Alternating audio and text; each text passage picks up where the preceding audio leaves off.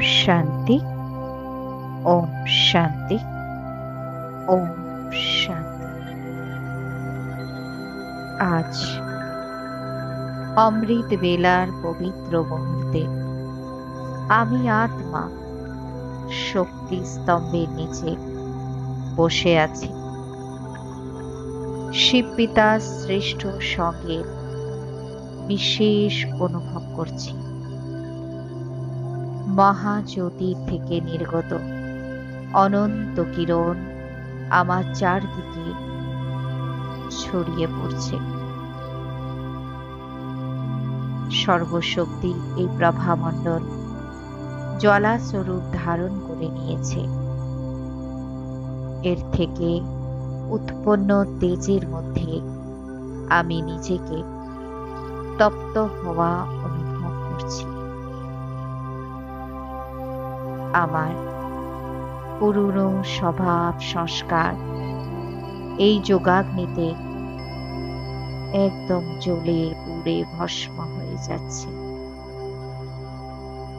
আমার সমস্ত বিকার জ্বলে পুড়ে সোহা হয়ে যাচ্ছে।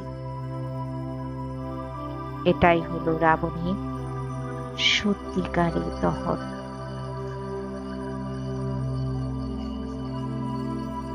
যখন আমি নিজের অন্তরে বসে আছি, রাবণের বংশকে অংশ সহকারে ভস্ম করে দিচ্ছি। রাবণ দহনের পর আমার হারিয়ে যাওয়া সর্বশক্তিগুলি পুনরায় জাগ্রত হচ্ছে। আমি আত্মা একদম স্বচ্ছ ও পবিত্র হয়ে যাচ্ছি। সর্বশক্তি সম্পন্ন স্বরূপ ধারণ করে আমি আত্মা পুনরায় ফিরে আসছি সাকারি দুনিয়াতে আর সাকারি শরীর। ভ্রুকুটি সিংহাসনে এসে আমি বিরাজমান হয়েছি। আমি আত্মা এখন শান্তি স্তম্ভের নিচে বসে আছি আর শান্তির সাগরের স্মৃতিতে হারিয়ে গেছি। আমার থেকে শান্তির শক্তিশালী কিরণ বেরিয়ে দূর দূর পর্যন্ত ছড়িয়ে পড়ছে। আমি মনে মনে এই চিন্তন করছি যে আজ বাবা মুরলির মাধ্যমে আমাকে যে নির্দেশ দিয়েছেন সেটা আমাকে অবশ্যই ধারণ করতে হবে। বাবা আজ বিশেষ রূপে বলছেন যে বাচ্চারা আসরিক মত ছেড়ে ঈশ্বরীয় মতে চলো।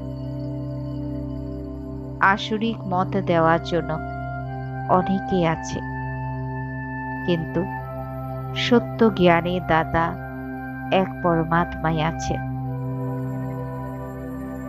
বাবা বলছেন বাচ্চারা তোমাদের জীবন হলো অত্যন্ত অমূল্য। বাবা স্পষ্ট করে বলে দিয়েছেন যে এখন হলো বিনাশের সময়। সকল আত্মাদেরকে পুনরায় পরমধামে বাড়ি ফিরে যেতে হবে। এই জন্য পুরনো সব হিসেব নিকেশ সমাপ্ত করতে হবে। যোগের অগ্নিতে বিকর্ম বিনাশ করে শ্রেষ্টাচারী অবশ্যই হতে হবে। শিব বাবার স্মরণে থেকে ভোজন বানাতে হবে আর যোগযুক্ত হয়ে সদা শুদ্ধ ভোজন খেতে হবে বাচ্চারা, কারণ এখন হলো একদম অন্তিম সময়। আমাকে নিজ ঘর পরমধামে ফিরে যেতে হবে যে, আর বাড়ি ফিরে যেতে তখনই পারবো যখন পুরনো সব হিসেব নিকেশ সমাপ্ত হয়ে যাবে। এখন আমি আত্মা নিরন্তর বাবার স্মরণে থেকে পুরনো সকল হিসেব নিকেশ তাড়াতাড়ি সমাপ্ত করছি, যাতে আমাকে শাস্তির ভাগীদার না হতে হয়। তাই পরমাত্মা যোগই মুক্তির একমাত্র উপায়। ধন্যবাদ বাবা। ওম শান্তি।